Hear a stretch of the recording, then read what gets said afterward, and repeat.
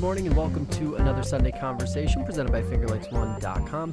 I'm Josh Durso, and today we are sitting down with Assembly Minority Leader Brian Kolb. Fresh off the passage of a $175 billion state budget, he had a lot of insight on the laws and the things that are going to be changing in the coming months, including what the spending trend looks like here in New York State moving forward.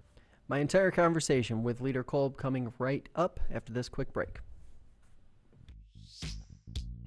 Today's episode is brought to you by the FingerLakes1.com Marketing Alliance, your one-stop solution for all things local digital marketing. Are you a small business trying to navigate the world of marketing and advertising? There are a lot of options. New Pew Research shows that people are overwhelmingly choosing digital over print and radio for local news, and our reach proves that. In 2018 alone, FingerLakes1.com was accessed more than 22.5 million times. FingerLakes1.com has been delivering the most comprehensive news product in the region since the beginning, all the way back in 1999 when internet news seemed like a far-fetched pipe dream. In the 20 years that have followed, millions of readers, viewers, and listeners have been asking for local leads on things to do, places to stay, and services offered. They aren't just clicks or impressions, they're real-life people who want to spend their money. Shouldn't they be spending it with your business? Getting access to those leads, a growing diverse digital audience, is affordable too with the Marketing Alliance. In 2018, the average cup of coffee cost $2.70. If there's anything we know, it's that small business owners live on coffee. That adds up to $81 a month and also happens to be $1 more than a monthly Alliance membership. Get leads, share specials, events, and gain exposure that grows by the minute on FingerLakes1.com. To join or learn more, click on the FLX Deals tab at the top of the FingerLakes1.com homepage or by visiting deals.fingerlakes1.com.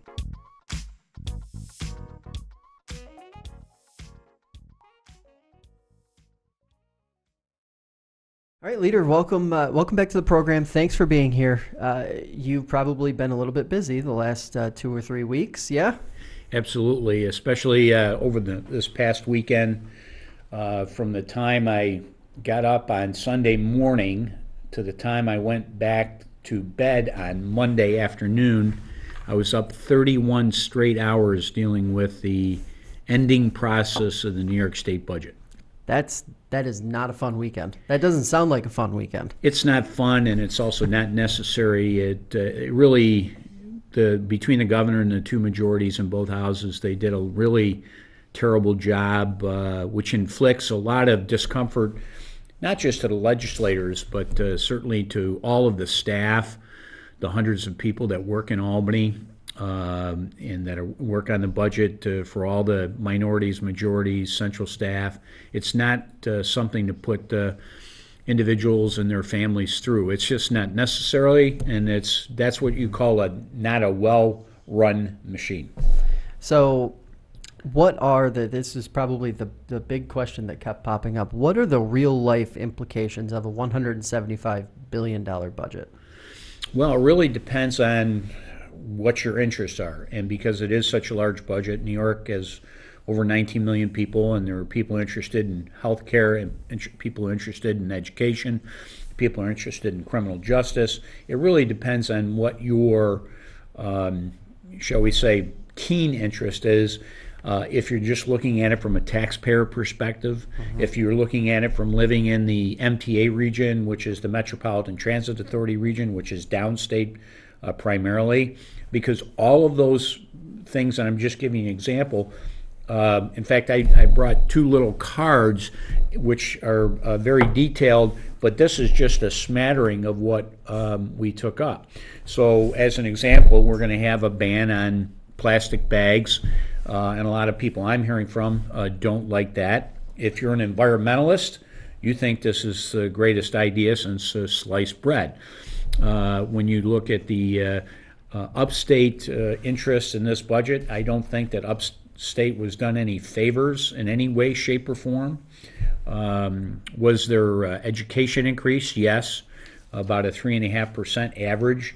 But that, again, is distributed across the entire state. And even some of our school districts in this area, the way this formula works, or the formulas always have worked, isn't necessarily treating everyone equally and fairly. And that's why it's difficult to hone in on one particular area, Josh, because there's so many different things that affect people's lives throughout the state.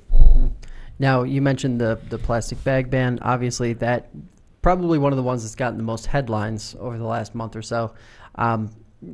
What was it like sort of trying to navigate through that process of seeing that legislation be bundled into this budget? Well, that's what's wrong with the budget process, is the fact that they try to cram in a lot of things that would have a very difficult time passing on its own merit as a single bill. Mm-hmm. So, for instance, whether it's the 5-cent ban on plastic bags, whether it's the criminal justice reforms that were put in, which are more pro-criminal than they are pro-victim.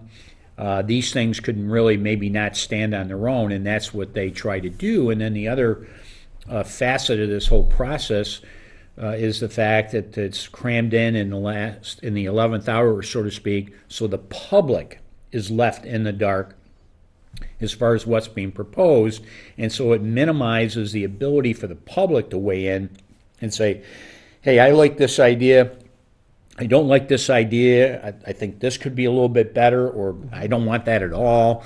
And that's the problem. It's because it's all done in the secrecy, in the back rooms, and where the majorities and the governor hash a plan out, which I think should not be done in secrecy. It should be done in a full light of day. In a perfect world, should the budget be a financial bill and that is it, without all of the policy attached to it? Yes, and it's not even in the perfect world. That's the world it should be in, because the budget is about how much revenue you're going to take in, mm-hmm. and how much of that revenue you're going to spend. Now, New York State has to have a balanced budget. We're not allowed, allegedly, not to spend one more dollar than we take in, versus the federal budget where they deficit spend, which is they're spending money they print, mm-hmm. Versus what's actually coming in the door as far as revenues. So having said all that, it even showing right now that based on this spending plan and based on the revenues coming in, that next year already into next fiscal year, we could be in the whole $5 billion. So it's an irresponsible budget from that perspective, and everything, but there's so many things else that are crammed in, it sort of loses, and that's what end up being talked about in the media, is those other things versus is this really a sound fiscal plan for the taxpayers of the state of New York? I don't happen to think it is. Mm-hmm. Now, to that end, one of the items that did not get put in the budget, and I think to a lot of people's relief, was marijuana legalization. That seems to still have some legs. That's probably still going to get some discussion over the next couple of months as you guys roll through the rest of the session. Are Republicans satisfied with where that was left in the budget process? At least that wasn't included and bundled into it, meaning a little more time to sort of digest it, think about it, look at the numbers? Well, actually, I think at least right this second, I think it was a bipartisan relief. Democrats and Republicans alike, they were saying, there's not enough detail yet about how New York State would roll out recreational marijuana. We already have medical marijuana, which is different than recreational marijuana. And certainly some of the things that are being cited, the statistics out of Colorado, where it is legalized, higher number of drivers impaired, higher number of automobile accidents. The medical community is weighing in, saying we just don't think this is a great idea. Addiction counselors are saying we don't think this is a good idea. District attorneys and law enforcement are saying we don't think this is a good idea. And that goes beyond party registration. And so, Governor Cuomo is saying, yes, we're going to have it by the end of June. Well, my view is that until you roll out, or what's put out there for the public to weigh in on, it can't be one of those subjects that can just be crammed through.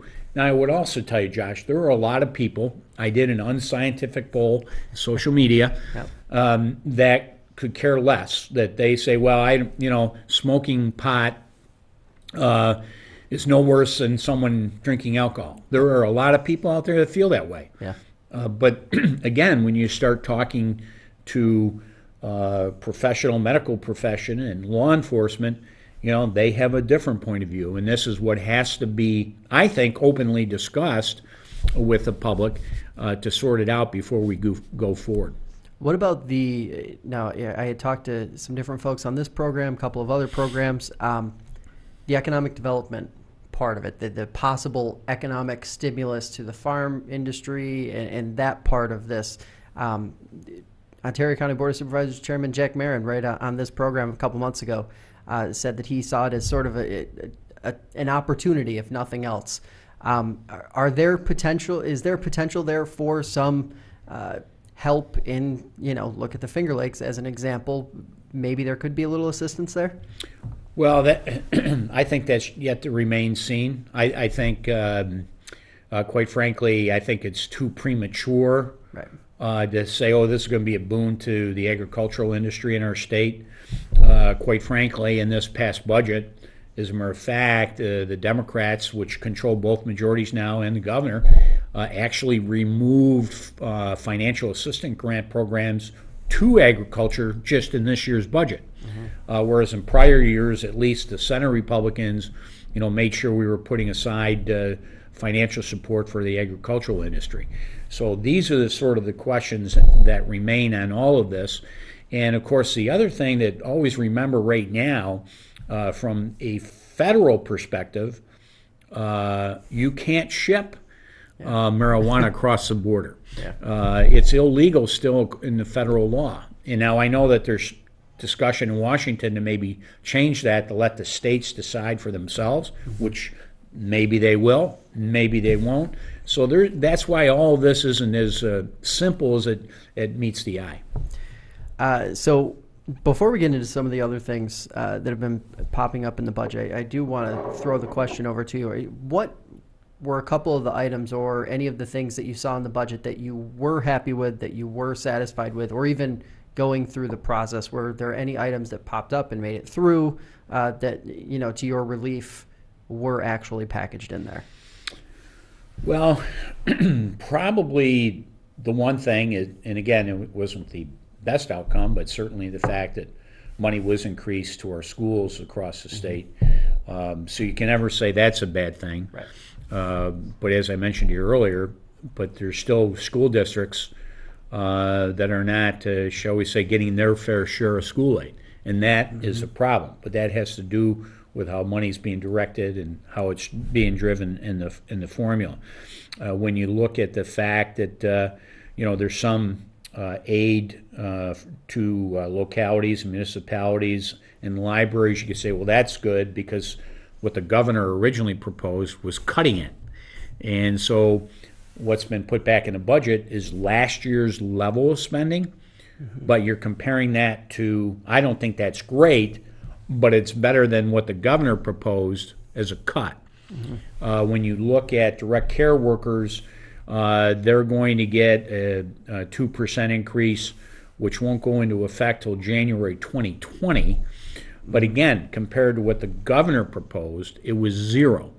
It's kind of like, wow, it's better that it gets stabbed than shot. And that's sort of why all those details the general public just doesn't get to see is, they say, all right, let me know when it's all over, and then I'll figure out whether, how bad it is or how good it is for me as an individual and family. So, and that's the difficulty with a budget of this significance and size until you really get into and say, well, wait a minute, Governor Cuomo was going to cut all these programs, like libraries. But then they restored what we spent last year, and the libraries might be going, ooh, we're getting the same amount, but they were threatened with a cut. And that's, what I spoke about at the end of the session was about that, about a contrived formula in terms of aid to municipalities for roads and all that. Some of these things were, jury-rigged, not necessarily what you would call the best program or the best outcome. And but certainly, and that's what these advocacy fights are for, and that's what we do. So it's interesting you mentioned that. creating this scenario where you get these little false wins, is that politics from the governor's office and the governor's administration? Because we've had a lot of conversations on another podcast, Jackie Augustine and I, about that, how using the AIM funding as an example felt like it was built around to give these small communities a false win. Well, you got your funding, but that funding really shouldn't have been among the things to get cut to begin with. Is that sort of that push and pull of just state politics? Well, it's state politics, but it's more about Governor Cuomo politics, because he creates the executive budget. He's the one that created agita for municipalities. He's the one that created agita for libraries. He's the one that created agita for direct care workers by not having anything in his proposed budget. Now, the governor's people might say, well, that's because we know the legislature is going to restore. And I'm saying you shouldn't do that in the first place. Put out a real budget. Yeah. And then, that's when you have your back and forth after that. But to me, if the governor puts out and proposes cuts, and that's his proposed executive budget, he's playing games with a lot of people's emotions. I think it's irresponsible. I think that's what turns people off on politics, as you say. There's no legitimate reason to put people that are depending upon these funds and these outcomes to get them all riled up and travel to Albany. And it's not just these items. It's everything. The governor was proposing health care cuts.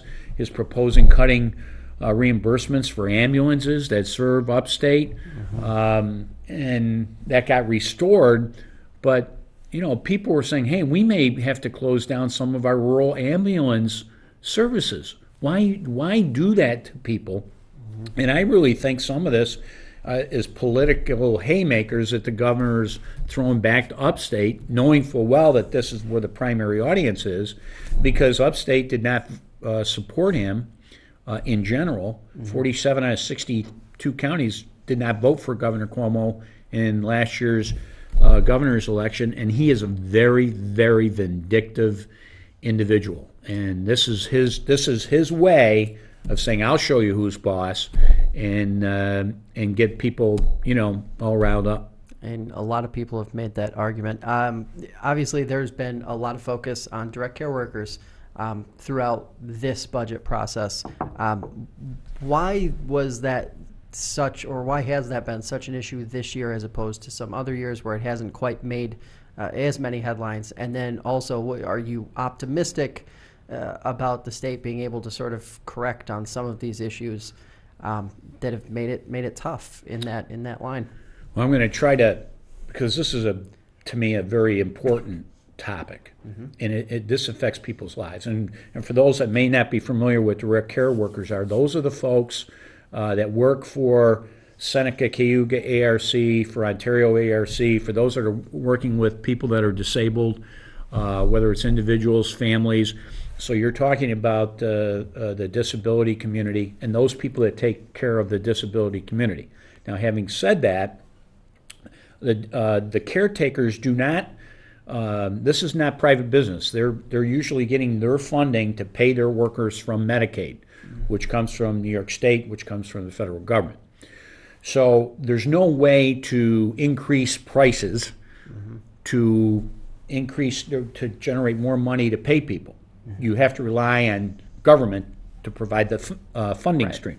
Well, what's happened over the last couple of years and why this has become more of an issue is that with New York State raising minimum wage now, and it's quite real, is that someone could go to work for a fast food chain and make more money flipping burgers or servicing in McDonald's or any place else for that matter, versus trying to lift someone out of a wheelchair, trying to feed someone that can't feed themselves.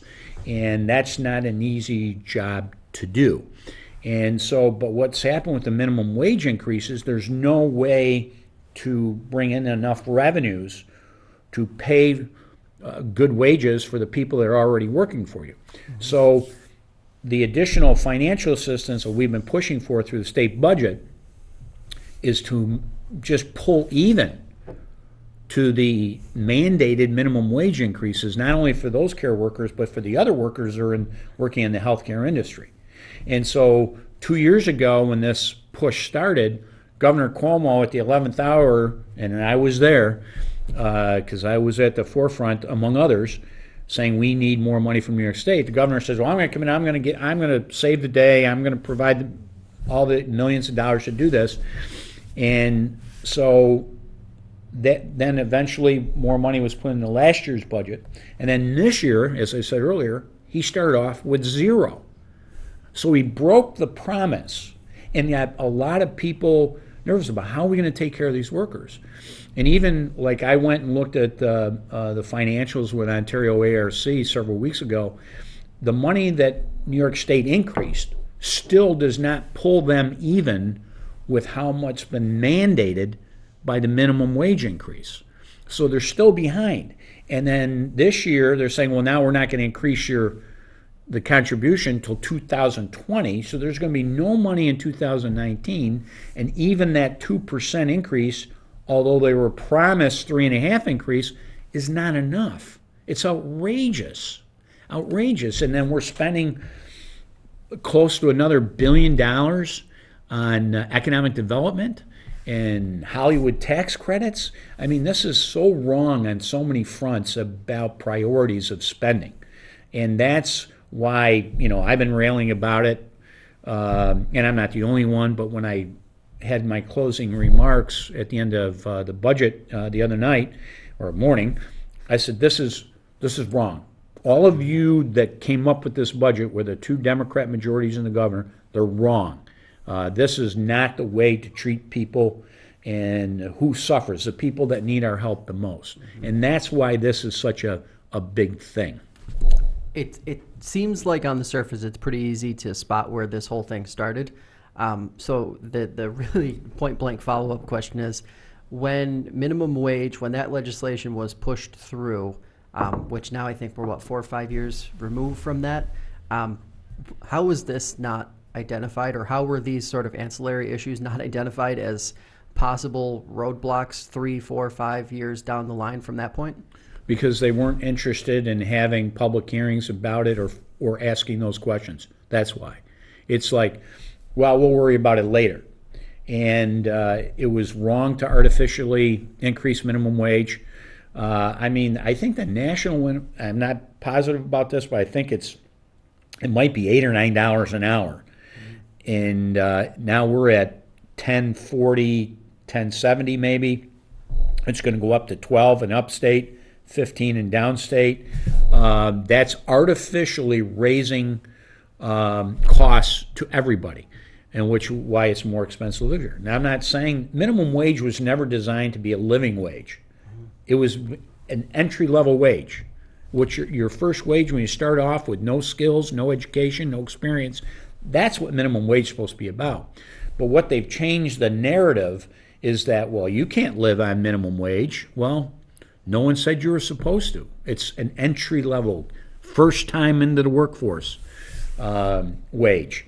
And this is how politics, changes the narrative. And then, of course, you got in my personal opinion, the Albany press does nothing to raise these issues or even stay on these issues afterwards.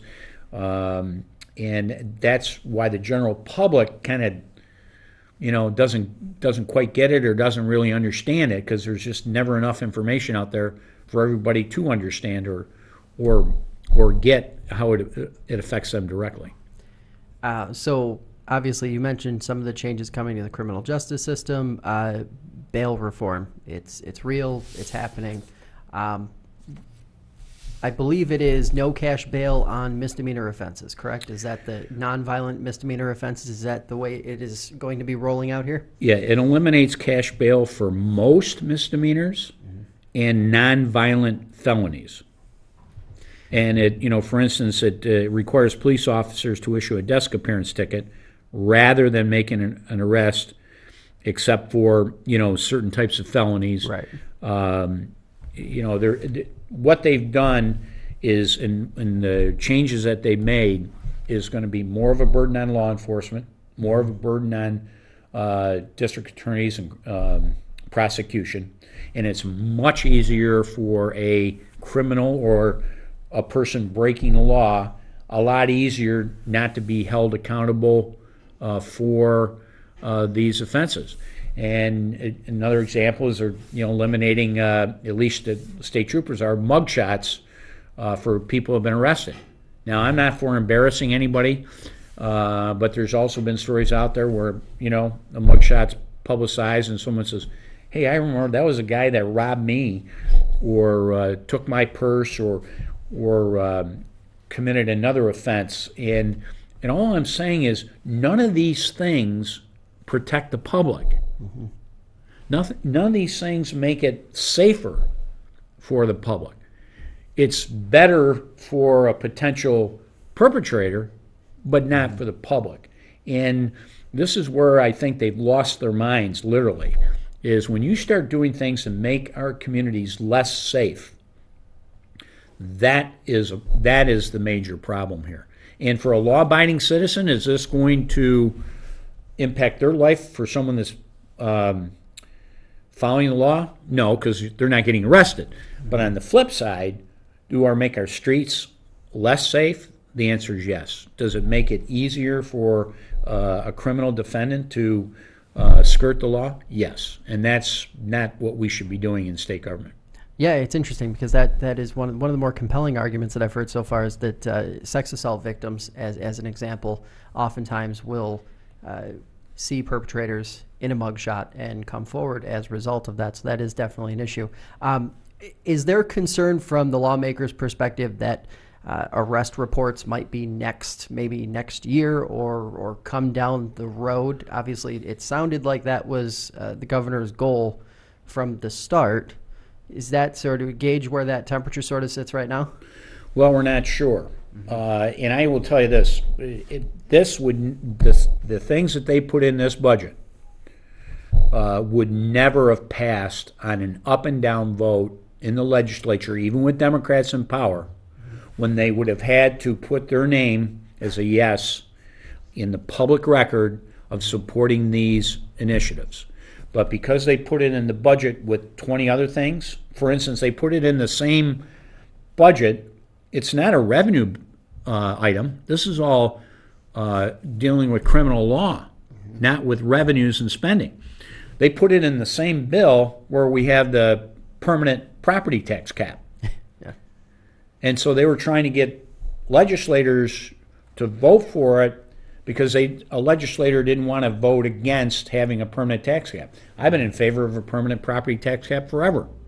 But I didn't vote for this bill. There's no way. Because this is what you have to look at, the positives, the negatives in the bill. And, this is where you sit back and say, as much as I want a property tax cap, and I do support it, and I've already had a vote on the record, there's no way I'm going to vote for these criminal justice things that are going to make our public safety at more risk than it already is. Another item that had been popping up and I believe was really heavily discussed in the last 10 days or so, prevailing wage. What are sort of the real-life implications for Upstate and the Finger Lakes with a piece of legislation or a concept like the one that was discussed so heavily in those last 10 to 15 days? Well, the good news is expanding prevailing wage did not make it into the budget. Now, there is legislation that is out there. The sponsor in the Assembly is Harry Bronson out of Rochester. Well, if you listen to him, he'll make you believe this is, again, the greatest thing since sliced bread, but it's not. What prevailing wage really is mandates the increased cost of labor rather than a competitive bid, and they're expanding this out beyond the realm of public works projects. In other words, those things are paid for by the taxpayers, to those things that may be paid for by the private sector or by private businesses and entities. In fact, just today in the Rochester Business Journal, I think it was published today, as I wrote an op-ed about why this is a bad idea. Yeah. And the good news is it didn't make it in the budget. But there were a lot of organizations that were basically saying, are you kidding me? You're going to drive up the costs of projects and building and development by 15, 20, 25%. And so they tried this. I think it was in, I almost think it was Westchester County. I can't remember the exact county it was. It could have even been Rockland. But all of a sudden, when they put this provision in, all construction development stopped, went to zero. It becomes unaffordable. Yeah. So then guess what they did? They got rid of the provision.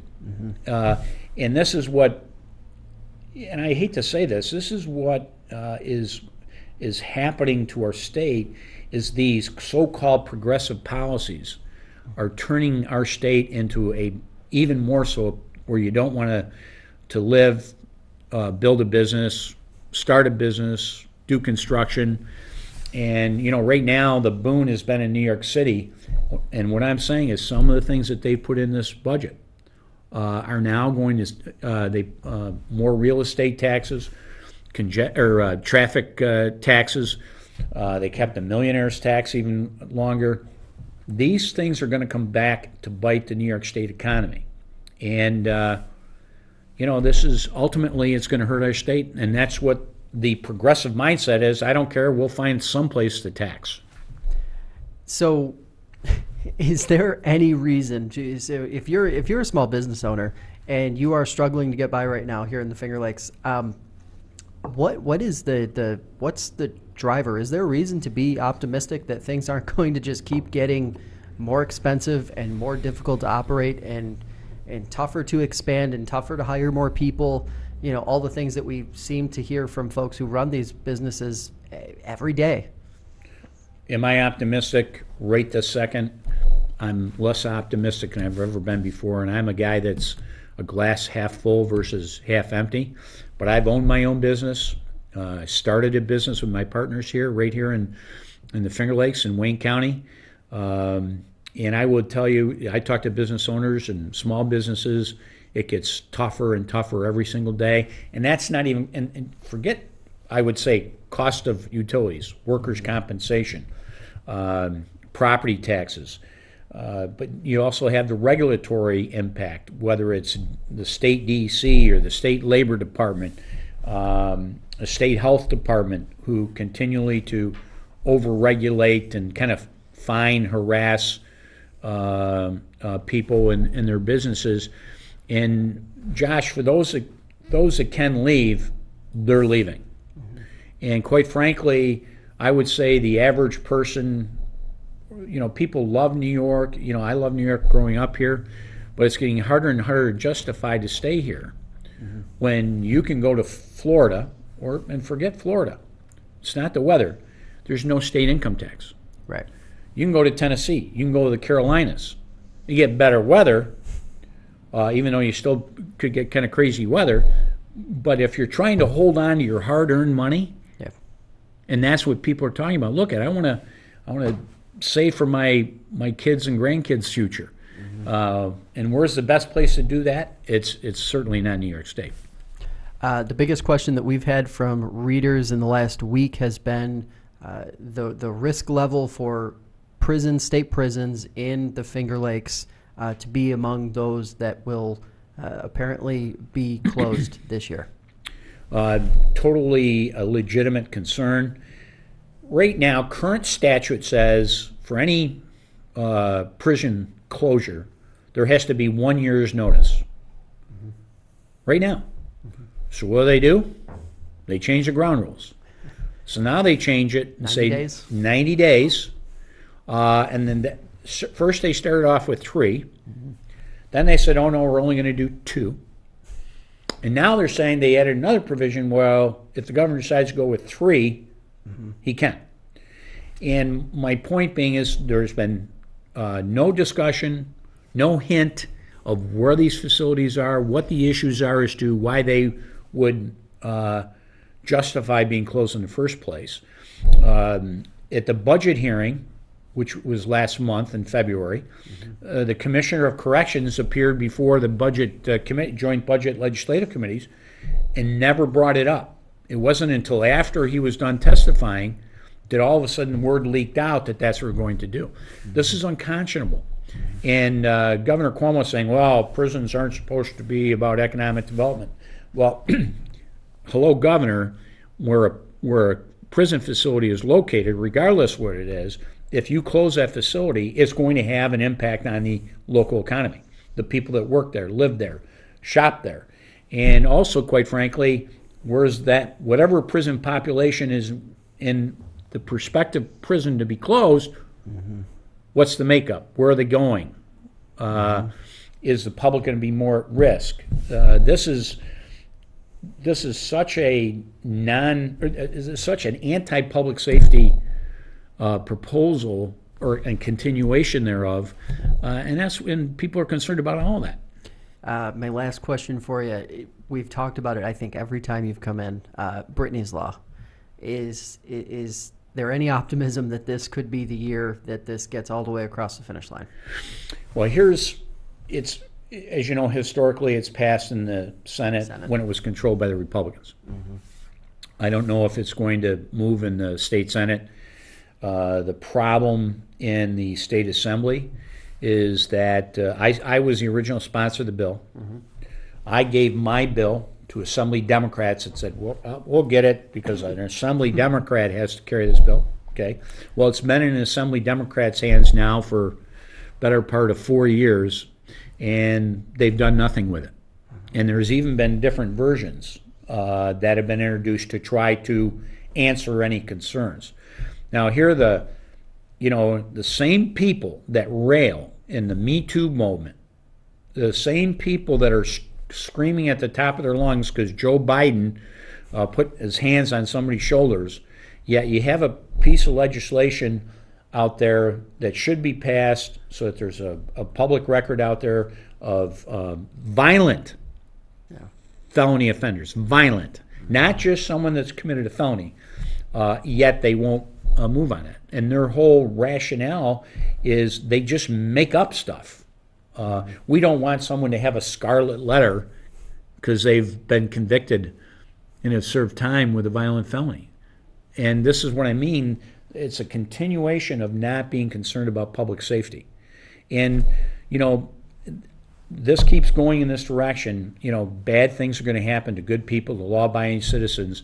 And quite frankly, there's only one place to look, and it's all those elected. And I just say this, it's partisan in this way. The anti-public safety, lack of doing measures or doing things to help criminals is all coming from the Democrat Party in this state. And that's not me just saying it because I'm Republican. It's factual. And it's a problem. Appreciate the time, as always. Appreciate you having me on. Hey guys, thanks for listening.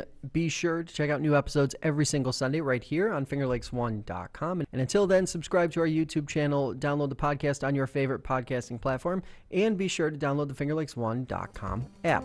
We'll see you next week, guys. Be well.